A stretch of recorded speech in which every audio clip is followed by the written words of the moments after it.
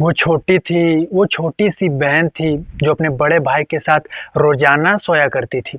बदलते समय के अनुसार जब धीरे धीरे वह बड़ी हुई तो इन दोनों भाई बहन के रिश्ते में और मजबूतियाँ हुई कि रिश्ते प्यार ऐसे थे, एक दूसरे पे ये काफ़ी विश्वास करते थे। भाई की कहना बहन मानता तो बहन की कहना भी भाई मानता था।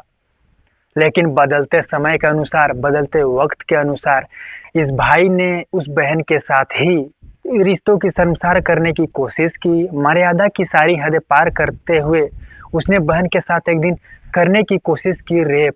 तो वह नाकामयाब रहा अपने कारनामे में, तो उसने ऐसे घटना को बारीकी से अंजाम दिया जिसे आप सोचोगे।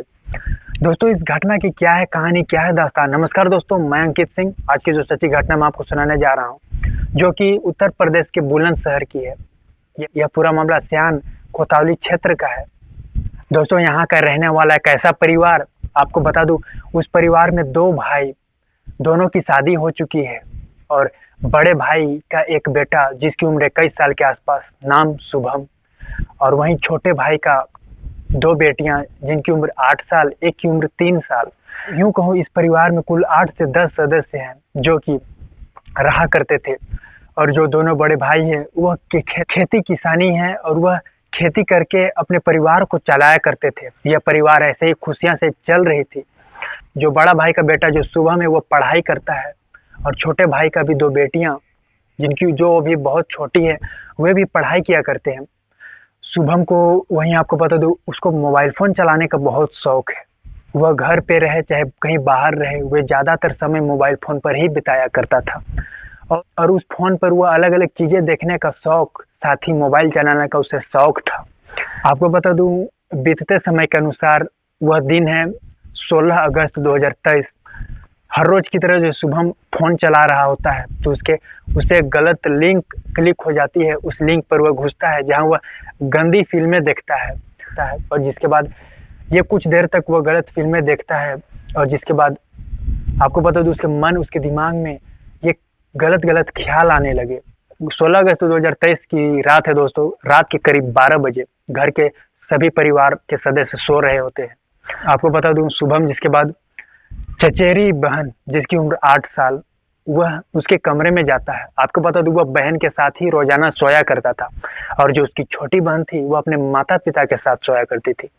जब वह कमरे में पहुंचता है उसमें बहन सो रही होती है। वह बहन को जगाने की कोशिश करता है, और जिसके बाद बहन को उठाता है और उसे किसी तरह बहला फुसला कर पास के एक घर के खाली कमरे में ले जाता है। आपको बता दो, बहन को ले जाने के बाद वहाँ उसके साथ गंदी हरकत करने की कोशिश करता है, अश्लील हरकत करने की कोशिश करता है, जहाँ बहन उसका विरोध करती है और कहती है, ये बातें माता पिता को मैं बता दूंगी, तुमने अगर कुछ गलत किया, ऐसे बहन ने कहा। और जिसके बाद उसने चिल्लाने की भी कोशिश की। इतने में भाई ने उस बहन को चीख बंद करने के लिए, उसकी आवाज़ दबाने के लिए उसका गला दबाना शुरू कर देता है, जिसमें बस वह अपनी बहन की चीख को बंद करना चाहता था। और इतने में मौके पर उसकी मौत हो गई। और मौत होने के बाद अब शुभम को समझ नहीं आ रहा था कि बहन की लाश को कहाँ ठिकाने लगा। वह तरह तरह की दिमाग में ख्याल ला रहा था, जिसके बाद उसके दिमाग में तरकीब लाई। और जिसके बाद आपको बता दो, बहन की लाश को वह उठाता है और सीधे घर की तरफ निकलता है, और ताऊ के चारपाई पर बहन की लाश को चुपचाप रखता है। जब ताऊ गहरे नींद में सोए, उन्हें कानों कान भनक तक नहीं लग पाती, और यहाँ तक कि आसपास के लोगों ने, किसी ने नहीं देखा उसे, हालांकि रात का समय था। जिसके बाद शुभम अपने कमरे में चुपचाप चला जाता है, मानो वैसे जैसे उसने कुछ किया ही ना हो। अब उसके अगले सुबह परिवार के सारे लोग जगते हैं तो देखते हैं ताऊ के चारपाई पर बेटी बेसुध पड़ी हुई है, कपड़े भी फटे हैं और पैर पर मिट्टी लगे हुए हैं, साथ ही चोट के निशान हैं। परिवार के लोगों ने बेटी को जगाने की कोशिश की, वह नहीं उठी। कुछ ही देर में परिवार को पता चल गया कि बेटी अब इस दुनिया में नहीं, उसकी मौत हो चुकी है। दोस्तों, इस परिवार में दुखों का पहाड़ टूट पड़ा। परिवार के रो रो कर बुरा हाल। वहीं आपको बता दूं, शुभम, जिसने इस कांड को अंजाम दिया, उसने भी इसमें दुख जताने की कोशिश की। ऐसी बहन के प्रति शुभम ने जो करी, मानो ऐसे जैसे उसने कुछ किया ही ना हो। दोस्तों, बच्ची की लाश हालांकि ताऊ के चारपाई पर देख कुछ लोगों को, वही गांव के भी कुछ लोगों को उन्हीं पर शक होने लगा और कुछ लोगों ने पुलिस को सूचना दिया। मौके पर पहुंची पुलिस ने और इस मामले को जैसे तैसे देखा कि बच्ची की लाश चारपाई पर है और चारपाई पे कौन है। ये देखते हुए ताऊ को यहाँ पर पुलिस ने हिरासत में ले लिया और हिरासत में ले जाने के बाद उनसे पुलिस पूछताछ करती है। पुलिस की हर पूछताछ में, पुलिस की जितने भी पूछताछ उनसे किया, उनका एक ही जवाब था कि मैं नहीं जानता बच्ची कैसे आई, मैं सो रहा था और जब मैं सुबह उठा तो बेटी मेरे चारपाई पर ही थी जो कि मृत पड़ी थी। वो हर दिन शुभम के साथ यानी अपने भाई के साथ ही सोया करती थी। दोस्तों, पुलिस का हर सवाल का जवाब ये शख्स यही देता और जिसके बाद पुलिस को कहीं न कहीं यकीन हो चुका था शुभम को, जिसके बाद पुलिस ने पूछताछ के लिए बुलाया और शुभम जब पुलिस की पूछताछ में आया तो उसके लड़खड़ाते जबान, उसके अलग अलग बयान आ रहे थे पुलिस के सामने। कभी वो कहता मेरे बहन उस दिन मेरे कमरे में आई ही नहीं, मेरे साथ सोई ही नहीं, तो कभी कुछ तो कभी कुछ। पुलिस को कहीं न कहीं उस पर शक होने लगा और इस शक के आधार पर पुलिस ने उसे जबरदस्ती कड़ाई से पूछताछ की तो उसने डर से, जिसके बाद उसने अपना गुनाह कबूल कर लिया।